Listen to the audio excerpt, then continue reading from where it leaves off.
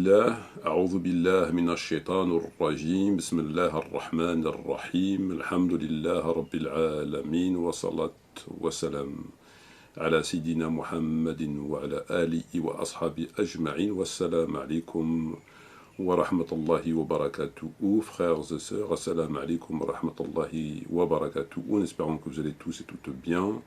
En cette fin de journée, début de soirée, de ce jeudi 28 mai, et il est précisément 21h10. Bonsoir à toutes les personnes n'étant pas de confession musulmane qui écoutent cette présente vidéo. Frères et sœurs, comme l'indique l'introduction de celle-ci, nous allons nous intéresser au Cheikh Fawzan, au savant Fawzan, actuel mufti, grand mufti d'Arabie Saoudite depuis le 22 octobre 2025, à en croire la fiche Wikipédia. Alors, frères et sœurs, évidemment, ça me fait rappeler un petit peu la chanson, évidemment, lorsque nous prenons connaissance de cette annonce, de cette bande-annonce, de cette information, on ne peut qu'être au minimum dubitatif. Et je crois que l'immense majorité des musulmans de France, et de musulmans et musulmanes de France, qui adhèrent en tout cas à cette obédience, à ce courant de pensée, si pensée il y a, en l'occurrence, vous voyez à quoi je fais allusion, ne prendront même pas le temps de me condamner, et ce avant d'avoir écouté le contenu de cette présente vidéo. Alors quand j'ai condamné, évidemment, c'est pas la peine de mort, on n'en est pas là. En fait, c'est pas l'envie qui leur manque, tout simplement. Ce qui a été fait jadis, l'histoire se répète. Donc l'envie, c'est pas l'envie qui leur manque, c'est pas parce qu'ils n'ont pas envie, pas du tout. C'est que, ça comporte aussi des risques. Et les risques, pas toujours... on agit souvent lorsque cela n'a pas de conséquences sur notre personne, sur notre vie. A contrario, lorsqu'il y a des conséquences, on réfléchit plutôt deux fois qu'une. Mais je suis tout à fait convaincu, absolument convaincu, que pour en tout cas un certain nombre d'entre eux, les plus fanatiques, et Dieu sait qu'ils sont malheureusement très nombreux, dont entre autres un certain nombre de prédicateurs qui sont au quotidien sur les réseaux sociaux, faisant le prêche de la bonne parole, c'est pas l'envie qui leur manque. Alors moi, au-delà de envie par envie, de ce qu'ils pensent, de ce qu'ils ne pensent pas,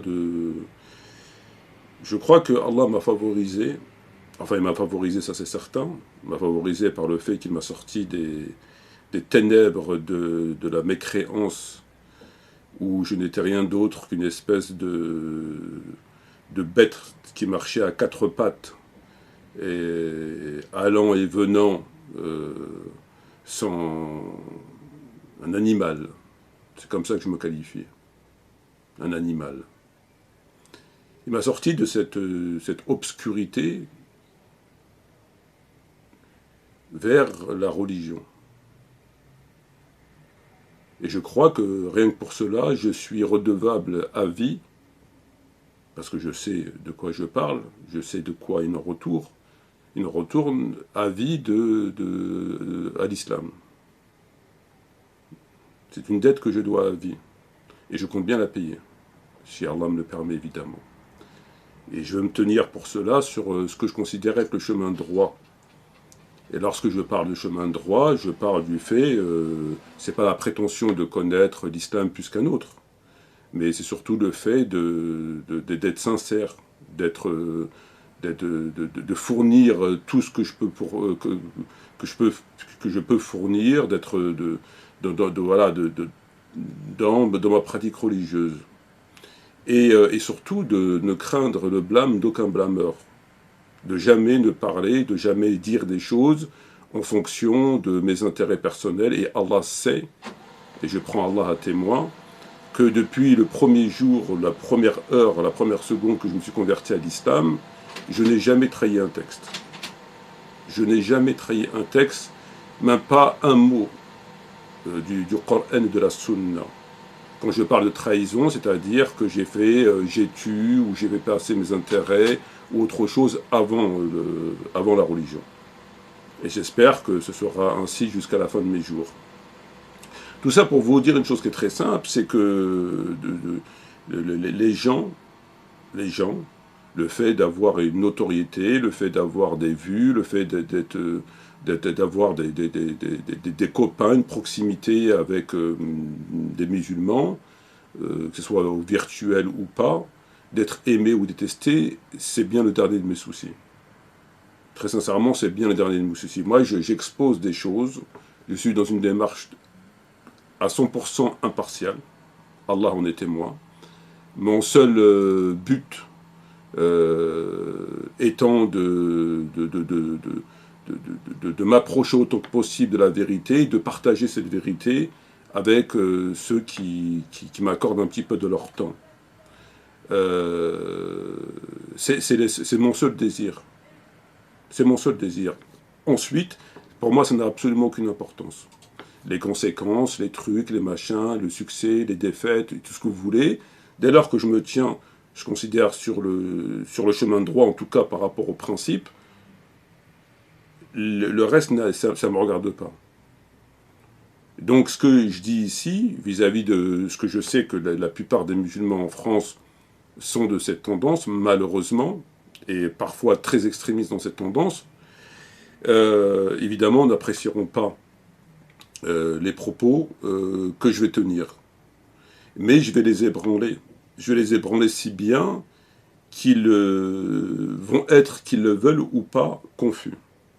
Et cela m'amène à dire une chose qui est très simple, c'est qu'avant de vous faire cette démonstration, je veux rendre à César ce qui est à César, à Mahmoud ce qui est à Mahmoud, à savoir que ce qui a attiré mon attention sur ce que je vais développer, parce que moi je ne lis pas Fawzan, c'est des auteurs qui ne m'intéressent pas du tout, et je les lis lorsqu'il s'agit de l'explication de hadith dont j'ai une compréhension, et pour être certain que je ne fais pas fausse route, je regarde ce que les savants disent, en me disant peut-être que j'ai mal compris, peut-être que j'ai oublié, peut-être que j'ai pas assez développé, etc. Donc là, je me penche sur pour éviter justement de me fier que vis-à-vis de ma compréhension. Au-delà de ça, ça m'intéresse absolument pas.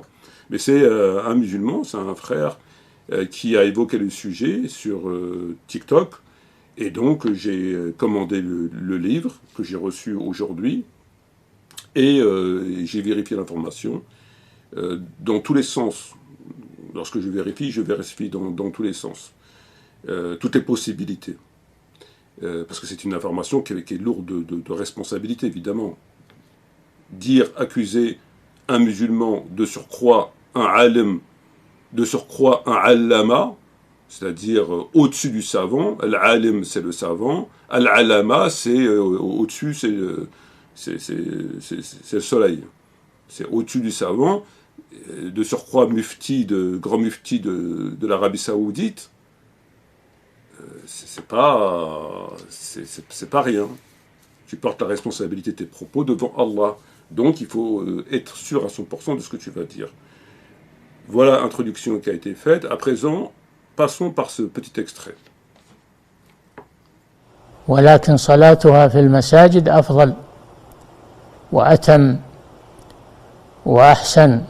فخرج إليهم مغضبا فقال لهم رسول الله صلى الله عليه وسلم: ما زال بكم صنيعكم حتى ظننت أنه سيكتب عليكم، فعليكم بالصلاة في بيوتكم، فإن خير صلاة المرء في بيته إلا الصلاة المكتوبة. ولكن صلاتها في المساجد أفضل. فإن خير صلاة المرء في بيته إلا الصلاة المكتوبة. ولكن صلاتها في المساجد أفضل وأتم وأحسن. فإن خير صلاة المرء في بيته إلا الصلاة المكتوبة. ولكن صلاتها في المساجد أفضل. فإن خير صلاة المرء في بيته إلا الصلاة المكتوبة. ولكن صلاتها في المساجد أفضل. À l'écoute de cet extrait en rapport avec le Cheikh Fawzan et les tarawih, on entend très clairement dire que la prière de tarawih, il parle de la prière de tarawih, vous pouvez chercher la vidéo sur YouTube, vous la trouverez, en arabe ou en français, que la prière de tarawih est meilleure lorsqu'elle est réalisée, lorsqu'elle est accomplie dans la mosquée. Elle est meilleure lorsque tu l'accomplis dans la mosquée, parce qu'ils divergent. Certains disent ceci, cela diverge. Ils divergent là où il n'y a pas lieu de diverger. Là, il n'y a pas de divergence. Peu importe. Ils divergent. Donc lui, il dit que la prière à la mosquée est meilleure que chez soi. Il contredit le prophète radicalement. Il contredit le hadith de Bukhari Muslim de façon radicale. Il ne peut pas faire pire en termes de contradiction, puisque vous savez que le prophète a dit que la meilleure prière pour l'homme étant celle qui fait chez lui, mis à part la prière obligatoire. Hadith authentique, reconnu, etc., tout ce que vous voulez. Il ne souffre d'aucune ambiguïté, d'aucune possibilité d'introduire une quelconque réflexion qui nous emmènerait à penser ou à le comprendre autrement. Là-dessus, c'est du 100%. Il le contredit radicalement. Il dit non. Enfin, il dit pas non. Il dit que la meilleure prière est celle que vous faites à la mosquée. Le prophète, il a dit chez vous, et lui dit à la mosquée. Donc, même sur ça, on voudrait aussi les entendre un petit peu, les partisans, ou on voudrait un petit peu les entendre, comment ils peuvent nous expliquer ce genre de propos. À présent, entrons dans les vifs du sujet. Alors là, comme vous pouvez le constater, on est dans son ouvrage, Mukhtasar fi al-Aqida wa al-Da'wa, Mukhtasar fi al-Aqida wa al-Da'wa, à la page 47, il dit ce qui suit. Vous pouvez constater qu'il cite des hadiths, et ensuite il cite le hadith en question. Wa qala aydan inni tarak fikum ma in tamasaktum bihi lan tadillu ba'di kitab Allah wa sunnati. Et donc vous constatez qu'il dit, le prophète a dit, je laisse deux choses parmi vous, si vous vous accrochez à ces deux choses, vous vous égarez pas, après moi, le livre d'Allah, donc le Coran, wa sunnati, ma sunna. Il met une note de renvoi, une, et en bas, il met donc Rawa'u Tirmidhi, numéro 3788. Ici, vous avez le livre en question, dont je vous ai fourni toutes les informations nécessaires, volume 4, page 47, et le texte en question, avec une note de bas de page de ce texte qui renvoie à la référence de Tirmidhi. Tirmidhi, numéro 3788. Que nous dit le Cheikh Fawzan dans son ouvrage, ça c'est son livre à lui, il nous dit que le prophète Mohammed a dit « Je vous laisse deux choses, si vous les suivez, vous ne égarerez pas. » Deux choses. Al-Qur'an et ma sunna, sunnati. C'est ce qui, le hadith, il rapporte clairement. Al-Qur'an wa sunnati. Et il complète son propos en apportant une référence qui est Tirmidhi, numéro 3788. À présent, allons voir dans l'ouvrage en question, donc Tirmidhi, au numéro 3788.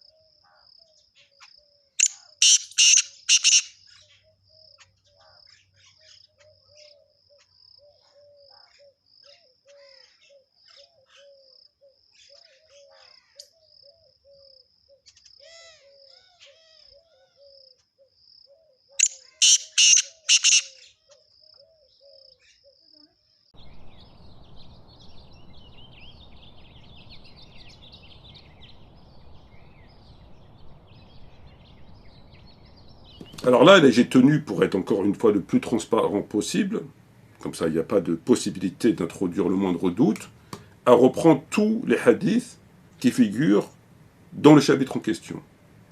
J'ai pris tout, parce qu'il se peut qu'au 37-88, il n'a pas dit ça, mais c'est au 37-89, c'était une erreur de numéro, ça peut arriver, ça peut arriver. Donc par précaution, je vous ai mis, j'ai relaté l'intégralité des hadiths. Donc le hadith commence au 37-86, le premier hadith par rapport au sujet, et termine au 37-89. 37-86, 37-89. Avant, c'est autre chose. 37-85, c'est un autre chapitre, comme vous l'avez vu dans l'extrait. Donc ça commence au 37-86 et ça termine au 37-89. Que nous disent ces différents textes? Le 37-86 dit, le prophète a dit, je vous laisse le Coran et ma famille. Elle est le Bayti. Le 37-87 parle de ce fameux hadith, Allah veut débarrasser de toute souillure. Le 37-88, il parle de, je vous laisse le Coran et ma famille. Et le 37-89 dit, il demande aux musulmans d'aimer la famille du prophète. Donc entre le 37-86, donc le début du chapitre, le texte du début, au 37-89, nous avons l'intégralité des hadiths qui figurent dans Tirmizi en rapport avec le sujet, dont évidemment le numéro 37-88, qui a servi de référence au Cheikh Fawzan pour dire ce qu'il a dit. Or, le 37-88, comme vous l'avez pu constater, ne dit pas « je vous ai laissé le Coran et ma sunna ». Il dit « je vous ai laissé le Coran et ma famille ». Le 37-88. Et dans aucun hadith, du 37-86 au 37-89, ne figure « je vous ai laissé le Coran et ma sunna ». Il n'y en a aucun, ça n'existe pas. Donc il n'a pas pu se tromper. Il ne peut pas se tromper. On ne peut pas dire ouais, c'est une erreur de numérotation, il s'est trompé. Il ne peut pas se tromper. Donc il y a quelque chose, évidemment, là, qui nous conduit obligatoirement, enfin, moi en tout cas, à ne pas parler de bons soupçons. Il n'y a aucune raison, à présent, d'avoir un bon soupçon. Parce qu'on peut se dire, c'est l'âge, il a 90 ans. Bon, lorsqu'il avait écrit, il n'avait pas 90 ans, je ne sais pas en quelle année il a écrit, mais on peut se dire, même s'il avait écrit hier, bon, c'est l'âge. Avec l'âge, on peut se tromper, ça peut arriver. Sauf que, on peut se tromper comment? Puisqu'il n'y a aucun hadith qui parle du Coran et de la Sunna. Il n'y en a aucun. Donc comment on peut se tromper? On peut se tromper s'il y avait un hadith qui disait le Coran et la Sunna. Il s'est trompé de numéro, il s'est trompé de ceci, il s'est trompé. Parce qu'il existe le hadith dans Tirmizi, mais il n'existe pas. Et tous parlent de Coran et la famille. Donc c'est pas possible. Et comme par hasard, à qui profite le crime?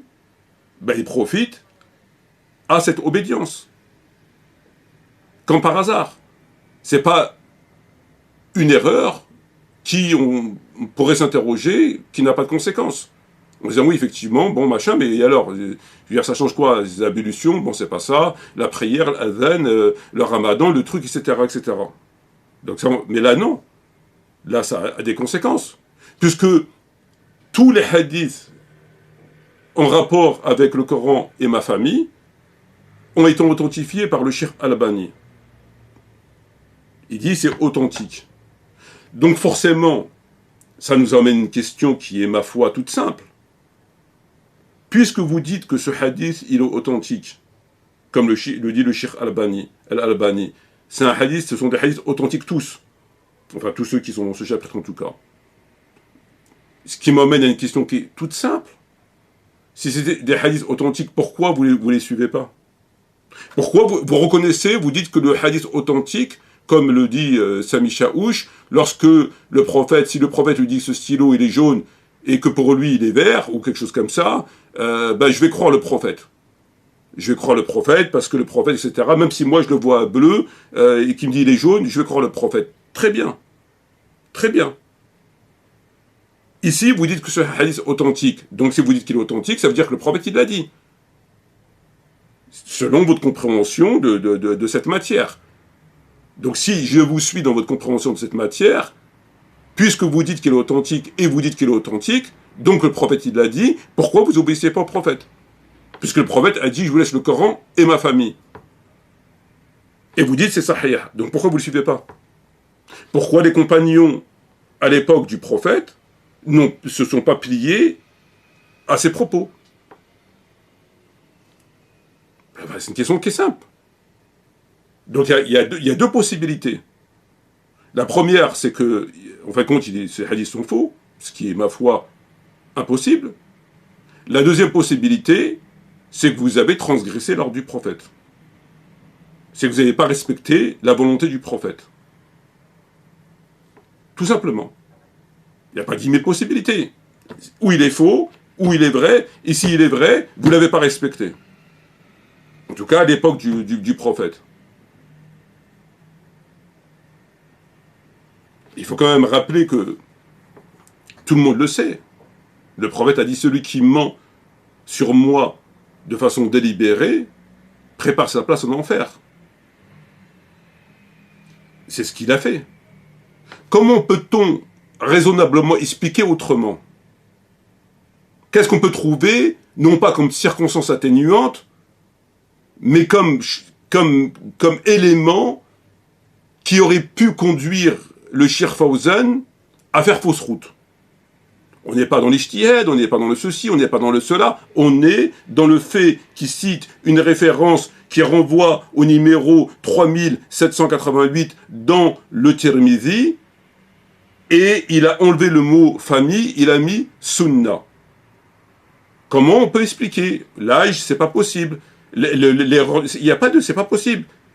Il lit en arabe, il comprend en arabe, il n'a pas pu se tromper, etc. C'est tout simplement pas possible. Donc moi, je suis réellement désolé, et en même temps, ça me conforte dans ce que je sais, dans la manipulation des tarawih, dans beaucoup de choses, dans leur explication du jour du jeudi. Comment ces gens peuvent être crédibles ensuite lorsqu'ils vous expliquent des hadiths en rapport avec les tarawih, avec le jour du jeudi, etc. On a bien vu dans une vidéo précédente qu'il disait, avec le Cheikh Uthaymin, que comme il y a même un calife commet une innovation, on doit le suivre. C'est ce qu'ils disent mot pour mot. On doit le suivre comme il y a même, il fait une chose que le prophète a interdite. C'est eux qui le disent, c'est pas moi. Donc c'est pour ça que leur explication sur des sujets tels que le jour du jeudi, les tarawih et tout ce qui est en rapport de surcroît avec Omar ibn Khattab, ils ne sont pas fiables du tout. Mais alors pas du tout. Pour les d'autres sujets peut-être, les ablutions et encore. Mais là, c'est criminel. Là, c'est criminel. C'est criminel. Sur ce, je vous remercie. Wassalamu alaikum wa rahmatullahi wa barakatuh. Bientôt, Inch'Allah.